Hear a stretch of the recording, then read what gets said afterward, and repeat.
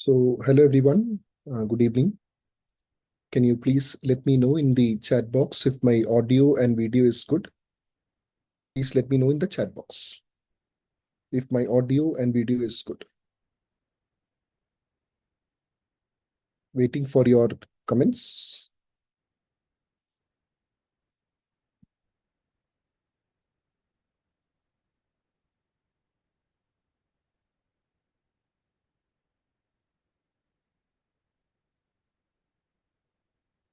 Okay, right. Okay. So I think we'll start. First of all, hello to everyone, and let us start this session.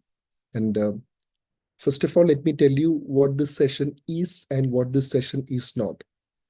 So this session is going to be a quick recap session of certain important topics, or I should say areas in neurology, important for the medicine segment of the INI paper. As we all know, in the INI paper, roughly around 55 questions come from the corresponding super specialty, and approximately 25 come from the general medicine part. So this session is meant for candidates who are appearing for INI, including neuro and non-neuro candidates. Okay, right. And let me tell you, in this session, I'll try to take a relatively shorter session, maybe around 45 minutes to max 1 hour. And I might do one more session because I think there are a few more topics or maybe questions to address. Okay, so please be attentive throughout the session. And what I will be discussing will be on certain key topics that have been asked before in the INI. And I don't intend to teach you something which you already know. Because if you look at the neurology questions, some of them are very simple questions. For example, on the drugs used in Alzheimer's disease. So I don't think there is any point repeating the same. And especially since the NEET SS was recently conducted. So I'm sure that you all have a decent level of preparation. But at the same time, those questions, those topics, which are slightly tougher, and that is what I'm trying to address. And in this session, the session number 1, I might do one more session, and I'll let you know in the group or WhatsApp academic groups on the subsequent session as well. I'm sure that most of you are in the WhatsApp group. If not, you can just send me an inbox in my Instagram page. So I'll send you the link of the INI group as well. So let us start with some basic, questions that were asked. And as I said, this is going to be a mix. This is not going to be a very systematic teaching class, not a detailed teaching class. This is just to brush up. Okay, so I'll not be teaching you in detail in this session. Okay, right. So this is one question that was asked in the general medicine segment, and similar sort of questions are asked even in the INI neuro main paper as well.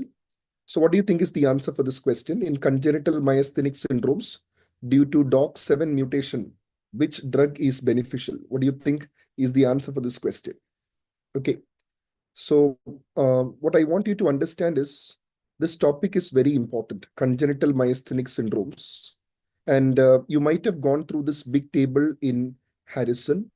And if by any chance you have the feeling that it looks a very big table, so better to skip it, that should not be the case. This is an important table. You will have to be strong in all the details that are provided. So the question is asking about the treatment.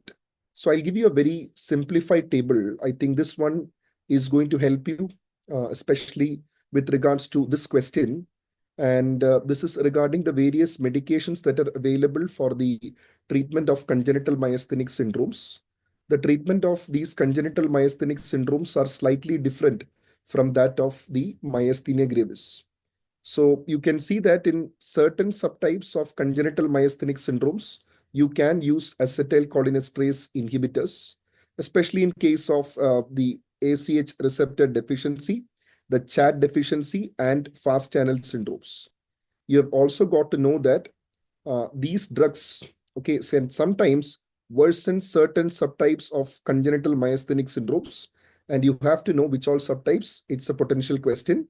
Slow channel syndrome, DOC7 myasthenia, and POLQ mutations. So if you look at the question here, you cannot be giving acetylcholinesterase inhibitors in this case. Okay. Then the beta-2 agonist like salbutamol, terbutaline, and ephedrine. So these drugs are beneficial in patients with COLQ mutation and also with DOC7 myasthenia. Okay. And in a proportion of patients with acetylcholine receptor deficiency, salbutamol can be helpful. So if you look at this question, yes, DOC7 mutation, yes, the salbutamol is likely to be beneficial. What about the role of quinidine as well as fluoxetine? If you again look at this table, coming to quinidine and fluoxetine, this is useful in congenital myasthenic subtypes such as slow channel syndrome that is worsened with other medications.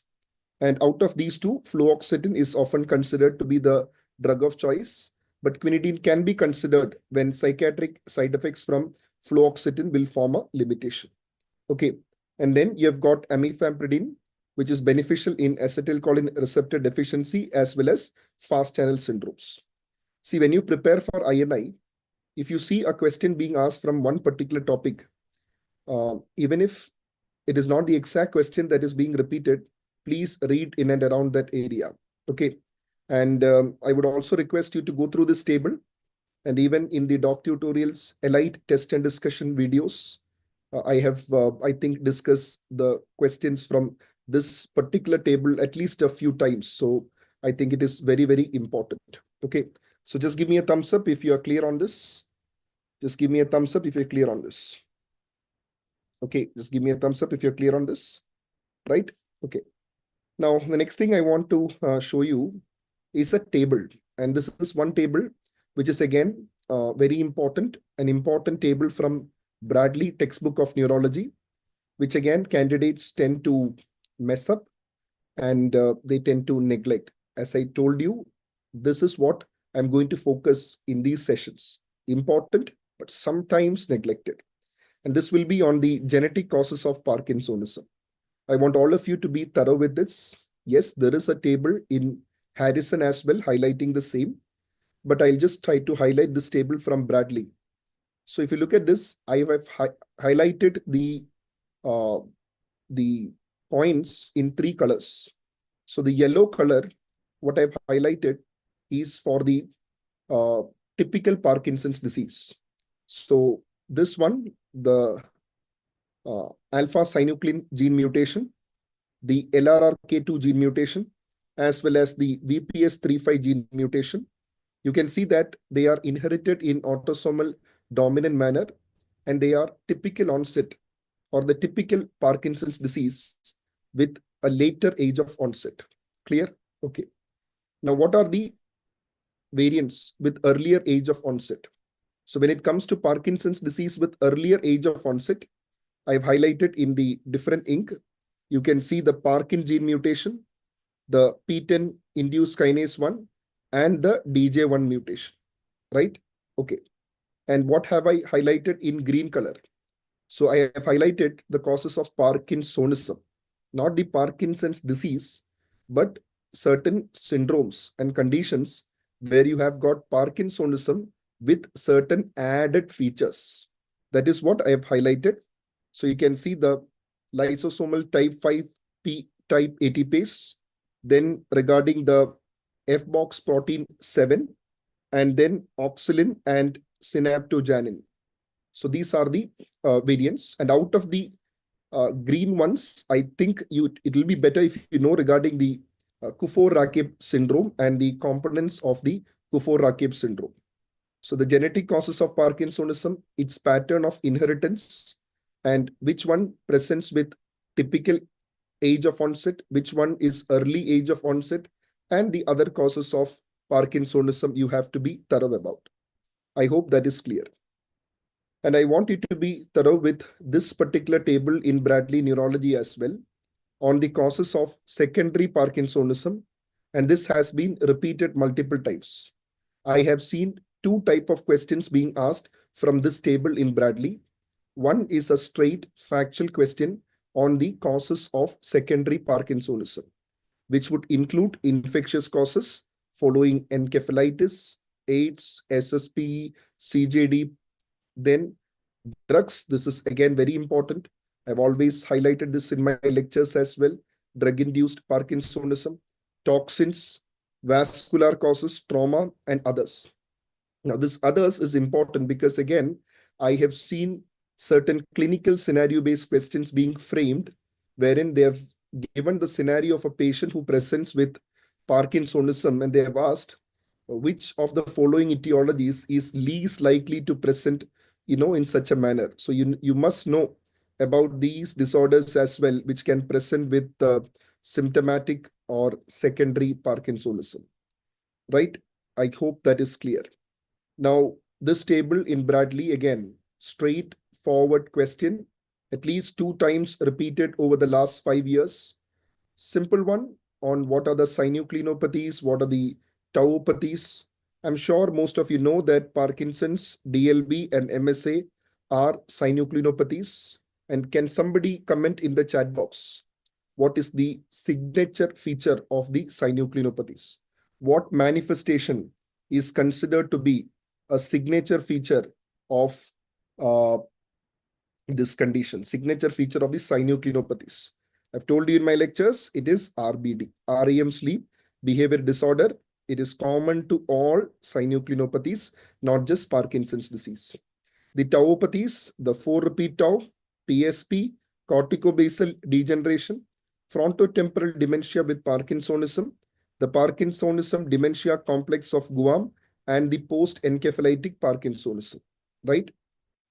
Regarding neurodegenerative diseases due to polyglutamine accumulation, Huntington disease, spinocerebellar ataxias, and the dentatorubropallidoleucine atrophy, which is DRPLA. DRPLA. Okay, right. So I hope that is also clear. Okay.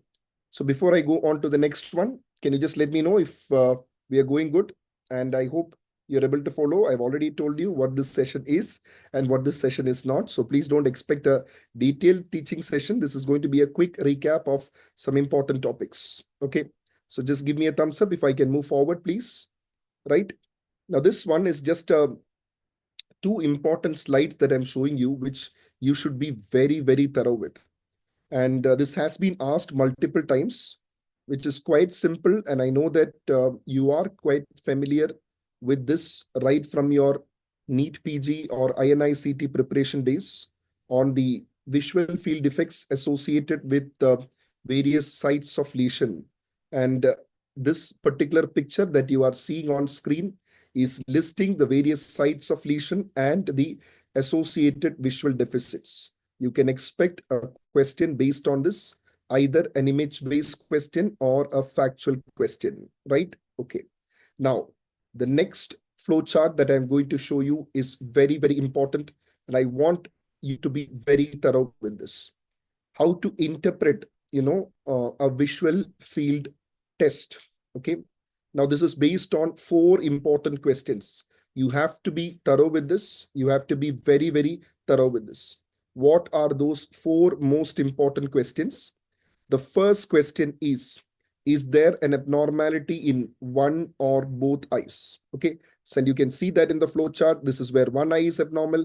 This is where both eyes are abnormal. And what is the second question? Does the deficit respect the vertical meridian, at least partially? Vertical meridian, it is respecting or not. For example, if I'm just giving you a question, suppose there is a patient with a right homonymous hemianopia. So right homonymous hemianopia means it is definitely respecting the vertical meridian, right? It is not intersecting the vertical meridian. At the same time, if there is an optic nerve pathology, maybe due to an ischemia, you can have a altitudinal field effect which will not respect the vertical meridian. So that is going to be the second question. Okay, that is going to be the second question. I suppose this PDF, may be shared to you via mail.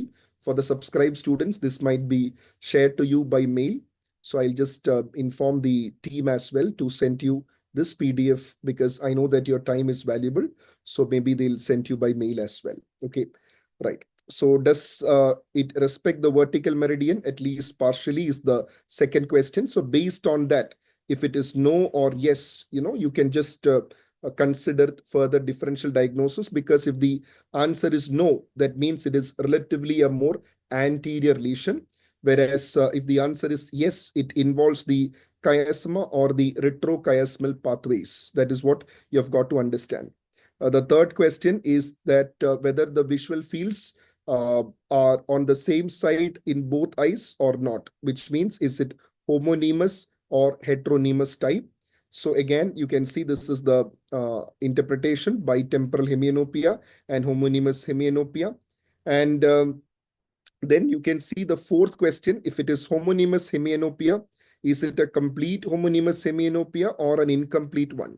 And if incomplete, are the visual fields identical? And what does that mean? Are they congruent? Okay. So you can see here, about complete hemianopia and incomplete hemianopia. So that again will help you in further differential diagnosis. Okay. Right. So I hope that is very, very clear for you. Okay. Right. The one thing I want to just tell all the viewers, those who are preparing for INI, especially near to the exam, I would strongly suggest that, see, something unique about DocTutorials, I feel, I should be saying this unbiased as well. I think near to the exam, there are so many resources that will help you in a more consolidated revision. Okay. Because see, if you have made your notes or if you have made your study material, which is so vast, you may not be able to revise it properly. But I strongly urge all the listeners to go through the concise content. Whatever INI you are preparing for, you will see a quick revision program in the DocTutorials app, for the INI as well. Please go through that.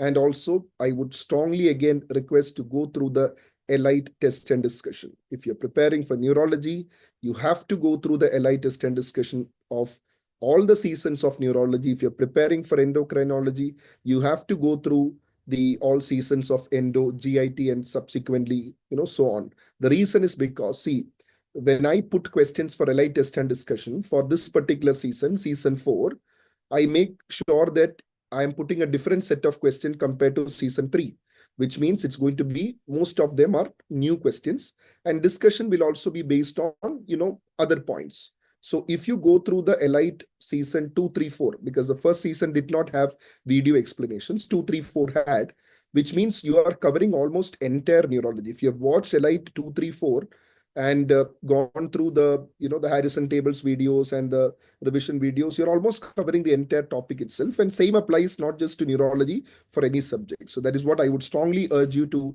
go through the resources in DocTutorials, which are actually going to help you. These resources will definitely help you. Okay, right. And the next thing I want to tell you is regarding the aspect score. I'm sure all of you are familiar with the aspect score, but I just want you to be once more cautious about it, because I've seen students making careless mistakes, on questions based on the aspect score. Now, you must know, first of all, that there is an anterior circulation aspects as well as a posterior circulation aspects, right? What you're seeing on screen right now is the anterior circulation aspects. And what are the aspects territories? You have got the caudate, putamen, internal capsule, insular cortex. Then you have got the M1 till M6. Okay, so you must know what is M1, M2, M3, M4, M5, M6. I'm not going into the details. It is very important. But at this juncture, I just want to highlight that it's not just about anterior circulation aspects. You have to be familiar with the posterior circulation aspects as well. Very important. You have to know the marking scheme, because you might get a scenario-based question where they might tell you the hypodensities or the infarct is actually in which part, and then you might be asked regarding the aspect score. So for the PC aspects or the posterior circulation aspects, you've got points for the thalamus, cerebellum, or the PCA territory, which respectively have got 1 point, and then you have got the midbrain and pons, which respectively have got 2 points each. So AC aspects, PC aspects, both of them you should be thorough. It will also be good if you know regarding the CBS, that is the clot burden score, which is also possible. I've just put this screenshot from Bradley textbook of neurology. This is also in relation to stroke, the CBS, and this is based on the CT angiography. So this is again a 10-point imaging based scoring system. Okay, so you have got certain locations, and you actually look which part of the vessel is actually involved, and based on that you actually calculate the scoring. Okay, so this also is something that you should be aware about, the clot burden score, right? Okay. Now, what about this question? I'm expecting an answer from your side. Which of the following parameters is not a part of the ICH score? Is it age, location of bleed, duration between symptom onset and presentation, and volume of hematoma? What do you think is the answer for this question? Expecting your answers. What do you think is the answer for this question? Okay, what do you think is the answer for this question? Okay, so the answer for this question is going to be option, what is it? Option C, right? Duration between symptom onset and presentation. See, in neurology, there are certain scoring systems that has to be on your fingertips. One of them is the ICH score, one of them, which includes parameters like age, hematoma volume, intraventricular hemorrhage. And regarding this option, the location of bleed, see, it is important, right? The infratentorial origin of hemorrhage. If it is, then that would indicate, it is having a worse prognosis, right? Okay. Then the Glasgow Coma scale as well. So the parameters included in the ICH score, they are very, very important, right? Okay, right. So that's about the ICH score. At the same time, I want all my dear students to be familiar with the other scoring systems, which I'm not going to teach you in detail. But what are they? They are the ABCD2 score. Have to be thorough with that. Then about the CHA2 DS2 VAS scoring system, as well as the HAS blood scoring system. Very, very important. You are likely to be tested based on these scoring systems, right? Then you have got the modified Rankin scale as well. This question also I had put in one of the elite test and discussion sessions, where I told you this is again something that a neurologist commonly uses in his practice. So he's going to be familiar with this type of scoring, and he might actually ask you in your exam about the modified Rankin scale. I've taught you in my lectures as well. So they might give you a scenario like a patient with moderate disability requiring some help but able to walk without assistance belongs to what MRS category is going to be the question. Okay, that is going to be MRS 3, right? Now this question, again, this is actually a previous INISS question. But actually, when this question was asked, many students were thinking, sir, this is a very tough question, sir. Why did they ask this question? I got many messages, but please understand, NIHSS is something a neurologist considers as bread and butter, because in routine practice, when we all attend stroke calls, this is something that has to be in your brain all the time. So the NIHS score is an expected question. You have to be thorough. Even if you look at the Bradley textbook of neurology, they have given that 11 important parameters which are included in the NIHSS scale. So you've got the level of consciousness, then the LOC asking the month/age, that is what was asked, and then commands, then best gaze, visual, facial palsy, best motor in arm, best motor leg, limb ataxia, sensory, best language, dysarthria, and the neglect. Okay. And based on the NIHSS score, if a patient has you can actually categorize this into a mild stroke or a minor stroke, where the NIHSS is between 1 to 4. Moderate score is 5 to 15. Moderate to severe stroke is 15 to 20, and a severe stroke is more than 20, which is again something that you should be aware about. Okay, NIHS score. And again, I want you to be thorough with the details of this rather than a superficial understanding of the 11 parameters and the total 42 points. It would be always nice, especially for those who are preparing for INI neuro, but even others, at least you have to know this because they are asked specifically, even for the medicine segment also this question had featured. LOC, the questions that are asked. You look at this in LOC to assess the level of consciousness, the questions, the patient is being asked month and age. So they're asking what is being asked. It is the month and age. The month and age was asked. Okay, age and month. Okay. So I think, both these options are the same. Okay, so don't worry. Okay, so it is just, the way I framed it is, it's just age and month doesn't make a difference. Okay, so do not think that way.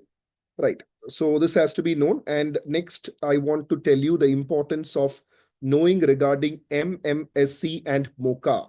Now, mini mental state examination, I'm sure that many of you listening here, you know that this is basically a bedside cognitive assessment. So for a patient who is presenting to you with a probable cognitive dysfunction, you might do maybe one or two tests which would actually screen for cognitive dysfunction. And if the patient is having an abnormality in these tests, you would have to go for a detailed loop function. And one such screening test is the MMSC, which is the mini mental state examination.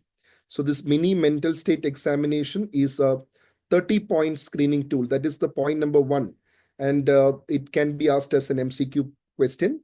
And second MCQ point is that what are the parameters assessed in MMSC? This is again a potential question. You can be asked all the following parameters are assessed in the MMSC except. So orientation, attention, short-term recall, naming, repetition, simple verbal and written commands, writing and construction. All these parameters are assessed. And what is the cutoff score? Generally, the cutoff score is taken to be 23. Below that, which would mean that the patient is having a cognitive dysfunction. But when you deal with highly educated patients, you can see this line in Bradley Neurology saying that, the cutoff of 27 is actually kept. Okay, right. So I hope you are clear on that as well. Now, you have to understand that MMSC has its limitations. Okay, now this is again a picture from the Bradley textbook of neurology showing what are the parameters included in the MMSC. Now, at least you have to know the segregation of the points. This is again a screenshot that I've taken from Bradley textbook of neurology. You at least have to know, for a NEET PG candidate, it is okay to know that MMSC is used as a screening test for cognitive dysfunction. But for someone who's preparing for INI or NEET SS, you have to know what are the parameters or at least what aspects of cognition are being tested in the MMSC is something you have to know. Okay, right. Now, if I may ask you one question, this is MMSC. You might have also heard of another cognitive test, which is Montreal Cognitive Assessment. Now, you tell me which is superior. Is it MMSC or MOCA? What is the answer? I'm giving you 5 seconds to think. Can I have answers in 5 seconds? What is a better screening test for cognitive assessment? What is a better screening test for cognitive assessment? What do you think? Well, the answer is MOCA. In fact, MOCA actually was introduced to overcome many of the shortcomings of the MMSC. Okay, now you might ask me, sir, why is this said to be superior? It is because MOCA tests many aspects of cognition which are not tested by the MMSC, right? That is what you have to know regarding the MOCA. MOCA is the Montreal Cognitive Assessment. And as you can see, this from Bradley textbook of neurology, the MOCA is a screening tool to correct the shortcomings of MMSC. And because this MMSC, the sensitivity issues are there.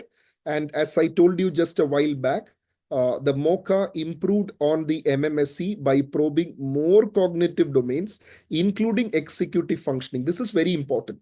If you ask me, as a neurologist, what actually helps me in MOCA over MMSC, it is mainly the frontal lobe, the executive dysfunctions, they are better picked up by the MOCA rather than MMSE. In addition to that, yes, immediate and delayed memory, visuospatial abilities, attention, working memory, language, and orientation to time and place. All these domains are better assessed by the MOCA. This is something, again, which you have to know.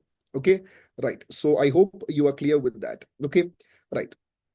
Again, just to remind the candidates once again, when you are facing an examination like INI, the few weeks before the exam, if I was in your place, I would prioritize my resources. And I've told this umpty number of times. I'm not telling this as a DocTutorials faculty, but again, request you please binge watch the LI test and discussions. So many MCQs have discussed covering entire neurology. If you have gone through all the seasons, that is going to be where if you're preparing for neuro. Similarly, if you're preparing for endo, Dr. Karthik has done some beautiful discussions. You should be going through those discussions. Similarly, all the faculties have done. I would again urge you to go through that as well, right? Okay. Now, this is another, a simple diagram on the approach to nystagmus, again, from the neuro-ophthalmology part. Approach to nystagmus or intrusions, the saccadic intrusions. So how do you differentiate and how do you come to conclusions? You have to see, is there a slow phase or not? If there is a slow phase, yes, you are dealing with a nystagmus. But if there is no slow phase, you are dealing with an intrusion like a saccadic abnormality. Okay. And if you're dealing with a saccadic abnormality, how do you distinguish between the various saccadic abnormalities based on whether the intersaccadic interval is present or absent? This is very, very important. You might be asked a question maybe regarding abnormal eye movements, and one point that might be tested will be your knowledge on the intersaccadic interval. If the intersaccadic interval is present, you're probably thinking of a square wave jerk, macro square wave jerk, or macrosaccadic oscillations. But if the intersaccadic interval is absent, you have to think of opsoclonus and ocular flutter. And how to differentiate between opsoclonus and ocular flutter? If it is random in all directions, all planes, it is opsoclonus. But if the direction of movements remains strictly horizontal, you are thinking about a ocular flutter. That's what you should be knowing about. Okay, right. So that is also clear for you. Okay, right. Now, this is again a topic which has been frequently repeated on the drugs associated with myoclonus. Now, this is commonly asked. What I've highlighted from this Bradley table is, they are the areas from which the questions have been asked. In fact, all these drugs can cause, but the highlighted ones were the ones from which options have been asked, because 2 times they have repeated this question for the INI medicine neuro part. So you can see this, certain anticonvulsants can cause it, like phenytoin. And remember, valproic acid, can be useful in myoclonus, but sometimes it can cause myoclonus as well. Okay, that also can be there. Okay, amantadine can cause myoclonus, benzodiazepine withdrawal, certain psychotropic medications, narcotics, these are drugs associated with myoclonus. So drugs that can cause myoclonus is also a possible question. Okay, right. So I think this is just, a very short session that I told you. We have just taken 35 minutes, and I'll be doing one more session as well to cover the other questions that have been asked.